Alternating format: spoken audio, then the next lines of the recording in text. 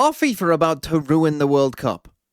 I mean, you might argue they've already been on that path for quite some time now, but has Gianni Infantino, even for Gianni Infantino, has he gone one step too far? Because you see, FIFA, it seems, want to create a new private company to take control of the World Cup, somewhat separate from FIFA itself. So this is from The Guardian to explain it a little bit.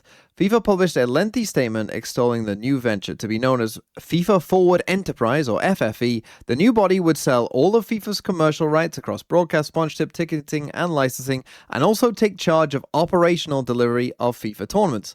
It would focus all of FIFA's money-making endeavors in one place, and the governing body would retain sole control of FFE, but it would also invite third parties to make minority, non-controlling investments. These investors would be selected against clear long-term governance and strategic criteria. Yeah, sure, buddy. But what the hell are you doing selling the World Cup? Now, for a bit more information, let's read this from Reddit from Times and the Sunday Times. FIFA's president, Gianni Infantino, has told its 211 member associations that they will receive $40 million if they agree to his World Cup sell-off plan, but that they only have 53 days to sign up to the proposals. In a letter to the associations, the president spells out the financial rewards of allowing private investors to buy stakes in the tournament and says the decision must be taken by September 19th.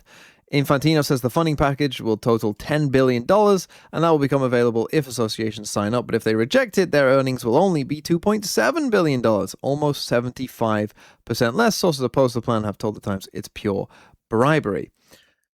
So basically, what Infantino is saying is, hey, if we do this, we'll make a ton more money. And hey, presidents of random small FAs, I can just give you $40 million that I'm sure you'll spend on football in your countries, right? And we're going to get to just some of the overall problems with FIFA and the way that it is handled in general and talk about how maybe this mess can be fixed. But first, it should be said that not everyone is on board. I mean, quite clearly, some of the bigger FAs have already made some noises of like, this obviously is a terrible idea. So, for instance, the FA has joined UEFA in condemning FIFA's plan to sell off stakes in the World Cup to private investors. In a statement, the English FA, that we should say here, has said it's yet to see any details of the controversial proposals and expressed grave concerns over FIFA's governance. The FA is understood to have held talks with UEFA and other European associations who are determined to kill the plan, with all options, including a boycott of FIFA tournaments and potential breakaway, thought to be on the table. Now, of course, that is a very significant thing, and it must be said that particularly for some of the bigger FAs, or even just UEFA as a block, but even not UEFA, even if you just took the English, Spanish, Italian, German, French FA, like if all of them agreed that they ain't going to take part in the World Cup, the value of the World Cup inherently drops a lot. And if you start adding, more and more countries into that as well, particularly then if Brazil and Argentina joined also, I mean, at that point, you wouldn't have a World Cup. It would just be a Mickey Mouse tournament. So now let me try and explain why I think this is happening. And some of the reasons are obvious, right?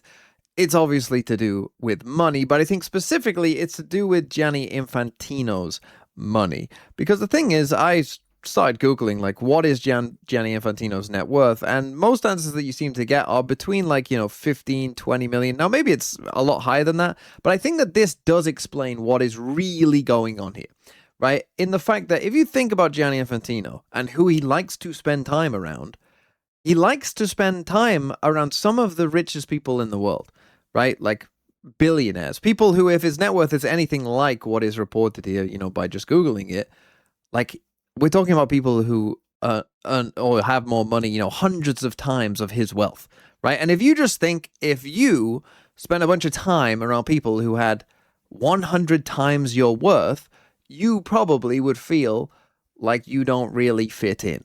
And I think that that is the crux of the problem, that Infantino probably wants to be a billionaire.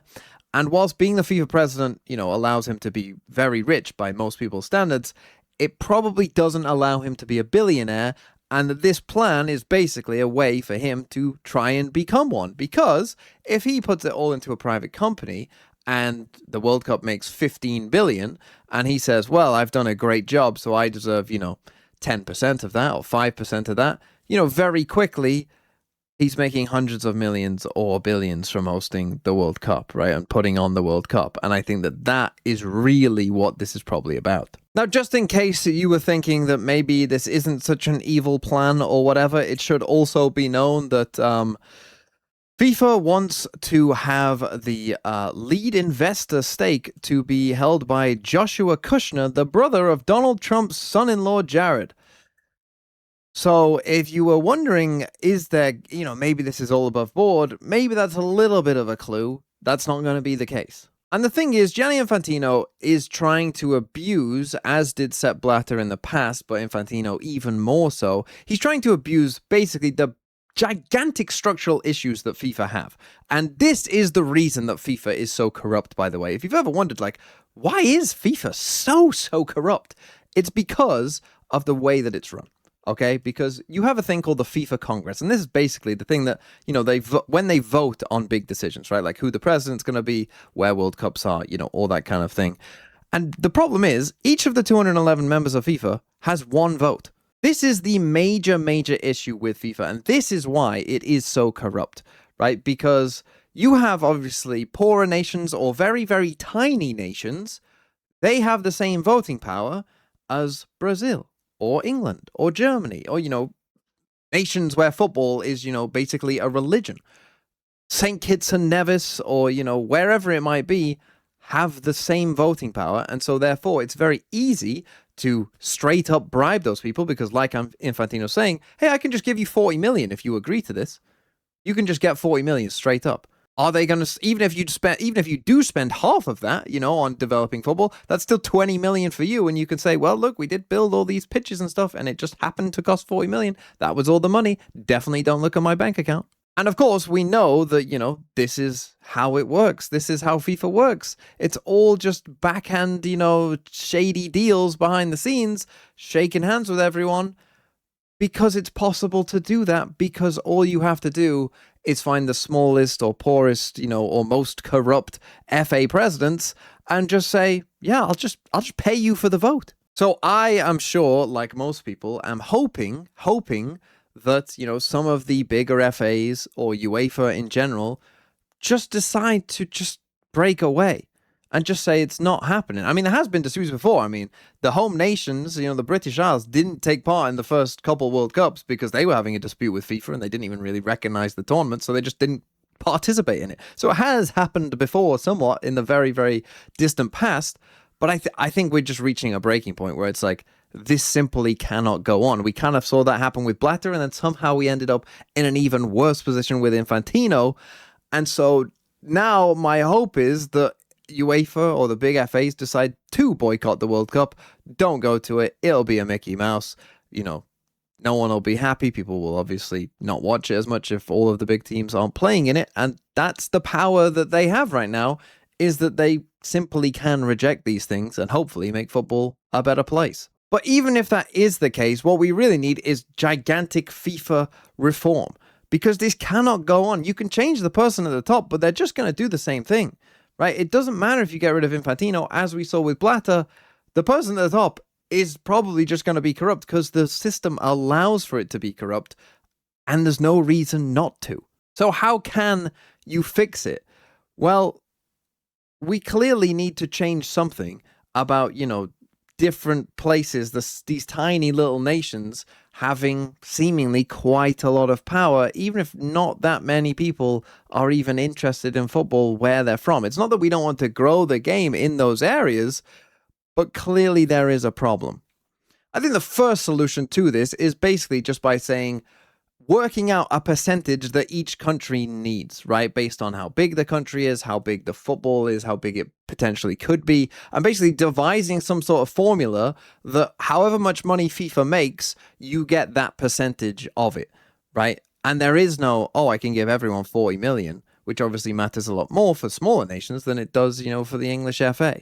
So that would be the first fix that I would have for that. The second fix that I would have for things like voting, for where World Cups are or things like that, is actually borrowing something from the UN. So the UN obviously has their Security Council, and don't get me wrong, this does not work in the UN. You got the 5 permanent members, they all have a veto power and all of that. That's terrible. What I would say instead is, instead of having like the Security Council, I'm actually talking about this second part where they have a rotating non-permanent member assembly. And this is how I think you fix some of the problems with FIFA when it comes to, oh, we can guarantee that you'll get the World Cup, guys, don't worry, by saying, each, different kind of region, so UEFA, CONMEBOL, all of that, like each of you has a certain amount of these non-permanent members, and we draw them out of a hat, right? You put all of the UEFA nations into a bag and you draw 3 of them out or whatever, and those are the FAs that vote on where the next World Cup is. Obviously, the ones that are actually involved with the kind of bidding process can't be involved with it, but otherwise, then you can't just go around bribing, all of these different people because you don't know who's going to get pulled out. So unless you're going to bribe every single one, you don't know what's going to happen for the next World Cup. And I think that at least, hopefully, would then provide you with some semblance of not just guaranteeing whoever has paid the most is necessarily going to win, because you don't know who is going to be doing the voting. Anyway, FIFA is probably about to ruin the World Cup, and we might see the breakup of FIFA. I mean, we might be seeing something pretty crazy going on here, as Infantino, it seems to me, is just trying to increase his own wealth as much as he possibly can. Hopefully, and I'm desperately hoping that FAs around the world see this for what it is and reject it. I've already seen that the Czech FA president seems to be on board, so he's happy to be bought. But hopefully, quite a few of the big FAs, the ones that, probably matter the most for selling the World Cup, can see this for what it is. And maybe we'll see the breakup of FIFA, and hopefully we'll get some reform.